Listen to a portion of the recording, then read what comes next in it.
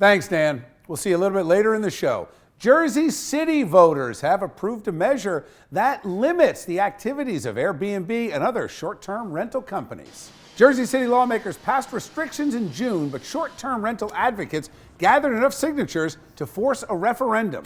The city has become increasingly popular with tourists seeking an alternative to pricey New York City accommodations. That has led to complaints about absentee owners turning apartments into de facto hotels.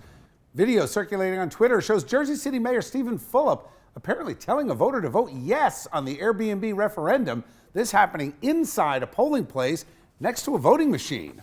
That's what stops. So yes. All right, thank you very much. Take it easy. Fulop had this to say about the video. I don't know who, did they set me up? Was that guy working? I don't know, but I know what happened, and I know that for them to edit a video and then send out a press release at the tail end of an election day that they knew they were going to lose kind of reeks of desperation. Airbnb said in a statement to Chasing News, quote, "It's unfortunate to see the hotel-backed special interests run a campaign that moves Jersey City in a different direction. There are Airbnb listings in over 100,000 cities around the world, and we will continue to do all we can to support hosts." All right, let's bring in tonight's A-plus panel. We're joined by immigration attorney Afia Yunus. Good to see you, Afia. You too, Bill. And attorney and publisher of the Save Jersey blog, Matt Rooney. Good to see you, Matt. Great to be here. They've tried this in other towns where they tried to limit investments like Trenton, Camden to people who were going to live there. And so far, that hasn't worked at all. Don't we want the investors in these cities? You would think. I mean, first of all, I'm the libertarian here. Why can't I do what I want with my property within reason, right? As long as I'm not running a slaughterhouse next to a residential building, it's Why not, Matt? It's my property. Except, well, maybe we should talk about that. But zoning matters. That's another conversation. Yeah.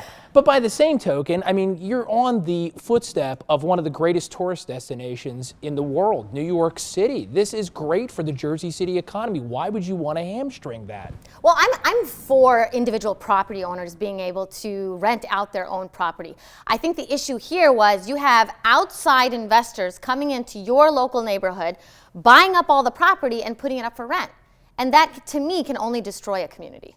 Well, unless those buildings are vacant, and as long as you're enforcing the laws that are already there, I mean, it would seem to me that it's better that than you've got these abandoned crack houses that you see in some of our cities, that it's horrible for law enforcement and quality of life. That said, what about the Fulop video? He should know better, and this whole "I was entrapped" argument is ridiculous. If somebody walks up to you with an envelope full of cash and tries to corrupt you, it doesn't matter whether it's entrapment, you still have to say no. I would like to know more context. I want to know what was said to him in the video. I don't agree with these quick snap videos of people just to destroy their reputation. I don't want to leave the election conversation without talking quickly about New York City. Ballot question 2 opposed by the PBA in New York City. It effectively added, it passed, and it added 2 members of the review board, the civilian review board.